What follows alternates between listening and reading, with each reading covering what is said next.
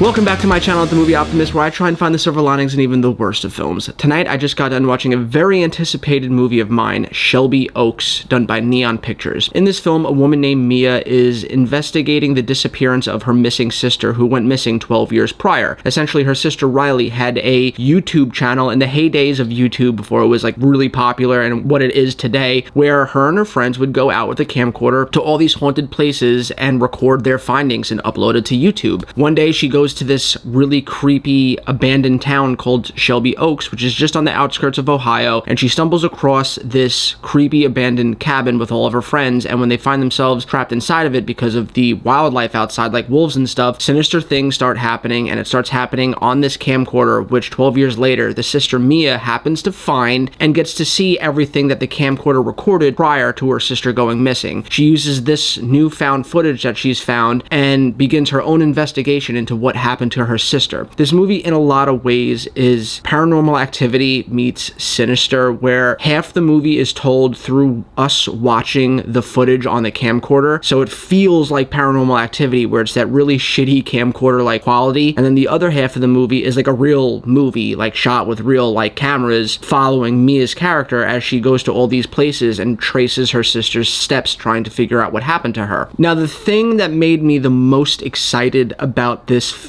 is the fact that the gentleman that wrote its name is Chris Stuckman. And for those of you who don't know who that is, and that would actually shock me, because if you're watching my channel and my reviews, chances are you know the granddaddy of YouTube movie reviews, Chris Stuckman. Essentially, when YouTube first started, he was part of the very first wave of people to recognize that he could become a film critic, go and see movies with his friends and review them and throw them up online, and he blew up in popularity. I think he has like over 1 million subscribers. He has a big following, and for years and years and years he would critique movies, and then as of like a year or so ago, he decided to put up a video one day talking about how he's done making reviews for films he doesn't like. He doesn't want to talk shit about films anymore because he understands just how hard it is to have them made. Even if you don't like a movie because the script is weak, there's still 1 million people that worked on that film, whether it be the lighting department, the sound department, the actors, the directors. Like, there's 1 million things that goes into it, and he doesn't want to trash it because under the radar, he's always wanted to make his own film, so he didn't want to poke the bear or bite the hand that feeds him in the hopes that one day he can make his own film. Well, after years and years and years of critiquing movies and having people in his comment section essentially saying like, oh, you're talking shit about this movie, if it's so easy, why don't you go and make your own? He put his money where his mouth is, and he started a Kickstarter and had all of his fans go and contribute to the Kickstarter, which got him $1 million, and he used that $1 million to start filming this film, Shelby Oaks, which has been a passion project for him that he's been writing for the last like 15 years. And then once the ball was rolling, Neon Pictures saw it, and Mike Flanagan, who did things like The Haunting of Hill House and Dr. Sleep, and he's going on to do the next Exorcist film, he decided to come on board as a producer to help get Chris Stuckman even more money, which got him $1 million more. So his $1 million budgeted film turned into a $2 million film, and they got this movie made. He put his money where his mouth is, and he went out and he made a movie, and a lot of people gave him shit for kind of shying away from what got him famous in the first place, and that was critiquing all films, whether they're good or bad, and giving them his honest opinion. But I kind of respect that once he started to take that life-altering step in the direction of filmmaking, that he didn't want to shit on the people that would give him his opportunity. So I actually respect him for that. And I respect him even more now because he's done it. He's done the very thing that every single, maybe not every single YouTuber, but at least me, he's done the thing that I dreamed to do. Since as long as I could remember, since I was a little kid, I've always watched movies, and not just watched them, but sat there with my grandma and wondered to myself, where is the camera right now? How did they film this? How is the audio so crisp? I've always been fascinated with the art of making films, and I put my money where my mouth is, and when I had a bad breakup, I went out and I bought a really expensive camera, and I sat there and I took online classes on my lunch breaks. I took online classes when I was home at night, and I just spent years learning the art of lighting and cinematography. And I went out and I started making my own short films, and then I started meeting people and getting jobs working on these little indie projects here in New York, where I'm from. And I just love seeing other people like Chris Stuckman achieve this dream because it makes mine feel all the more reachable. So I'm a little biased with this movie because I'm essentially seeing him accomplish the thing that I want to, so I'm seeing myself in him, and I can't help but feel so proud of him. Even though I've never met the guy, I've been watching his videos for the last 15 years on YouTube, and now to see him fulfill his dreams the way that I'm trying to, sure, sure, my opinion might skew a little to the side of I enjoyed this movie, if for nothing else, because I feel like, I mean, on one hand, I contributed to the Kickstarter, so part of this movie was made on my dollar. So it's like I have more investment in this film than a lot of other people. But that being said, I am not Chris Stuckman. I am not at a point in my life where I'm gonna go meet up with Sony and pitch an idea, and my channel doesn't have 1 point something million followers, so I feel that I need to be as honest as I possibly can while also being a little biased. So overall, what did I think of this movie? I thought that the parts of the film that were all found footage was really effective, because on one hand, does it look as good as the parts of the movie that are filmed to be shot like a real movie? No, but there's something about the found footage aspect that makes it feel so much creepier. You look at something like Paranormal Activity that was made for like $200,000 like 20 years ago, or however long it was when those first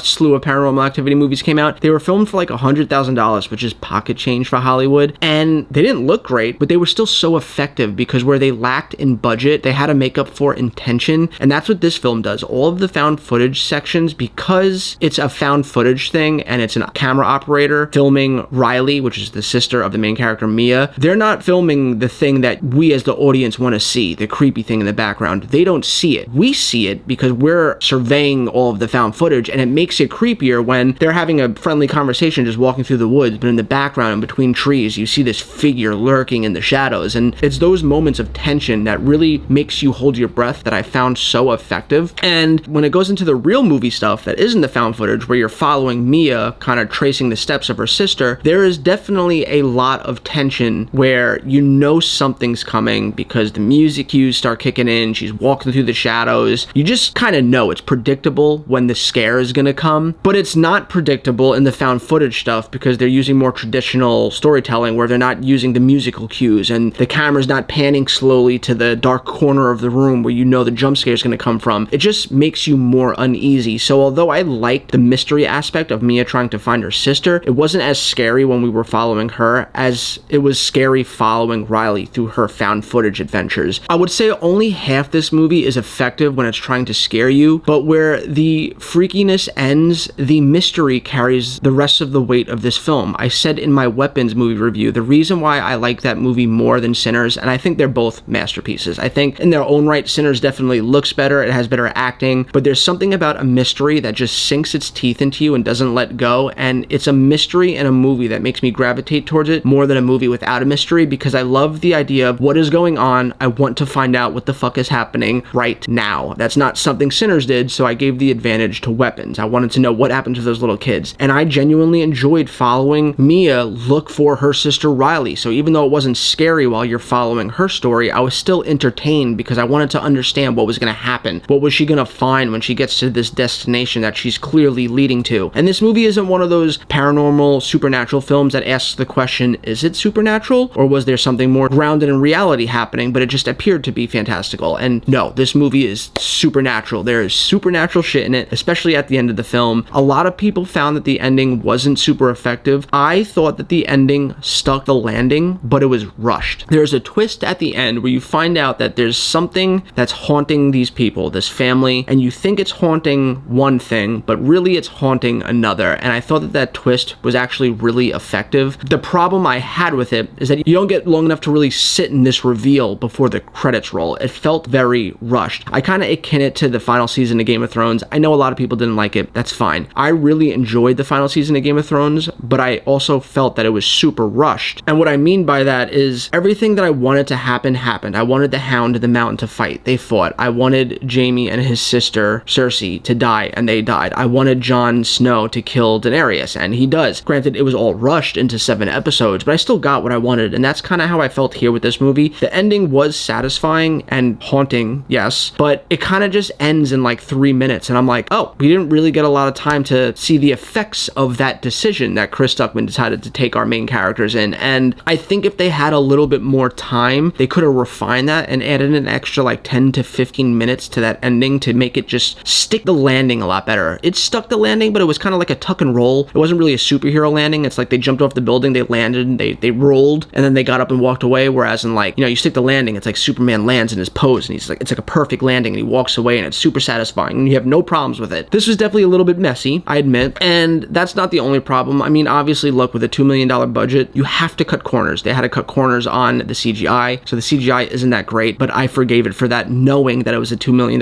budget. I was impressed with how far they were able to get it off of a $2 million budget, but there's also a lot of corners they have to cut in terms of the scares, where they have to shy away from a lot of things that they can't show you because it's just not in the budget. So there are things that happen where, like, our main character Mia is in like a cell, in this abandoned like jail cell, and something happens to scare her, and instead of showing you what it is, they just play a really loud like whoosh that scares her into running away, and then you see like a quick second of something happen, but they don't show you the whole thing, so you're kind of left wanting more. And like I said, the overall movie does feel rushed. It felt like there was an extra 20 minutes somewhere that they had to cut out for budgetary reasons, which again, I understand because he had to work with the budget he had, but it's a shame because it does make you feel like you leave this theater wishing that you got just a little bit more time for them to refine everything that happened. But that being said, I thought the mystery was fascinating. I thought the reveal at the end was really effective. I thought that all of the acting was great. And for a first-time director going from YouTube to the big screen, I am wildly impressed and proud of Chris Stuckman. I'm going to give this movie a 7 out of 10. I thought that for what he was given to work with, to work on this movie, he did the best that he possibly could. And it makes me all the more excited to see where he goes next. I hope this movie does well because it's just going to show Hollywood that there's a hunger out there for creatives that aren't Nolan and Spielberg, and there are people that don't have the funds to bring their visions to life, but are sitting on visions that could change the game and the scope of how we make movies, especially horror films, which is a lot easier to get in when you're a nobody like me because they're like the cheapest movies to make. So what do you guys think? Have you seen Shelby Oaks? Are you excited to see it, especially given the fact that he went from YouTube to a filmmaker? Maybe that's you watching this video right now and you're aspiring to make YouTube videos and then make a movie one day. Go out and support this movie, even if you've heard like not great things about it, because it's going to be divisive. All horror is, just like comedy. Support the fact that this guy went from nothing to something, and that could be one of us. But we need to support movies like this to show Hollywood that we want it. Anyway, guys, let me know what you think in the comments down below. I'd love to hear your thoughts. As always, I hope you have a great rest of your weekend, and I'll catch you next time.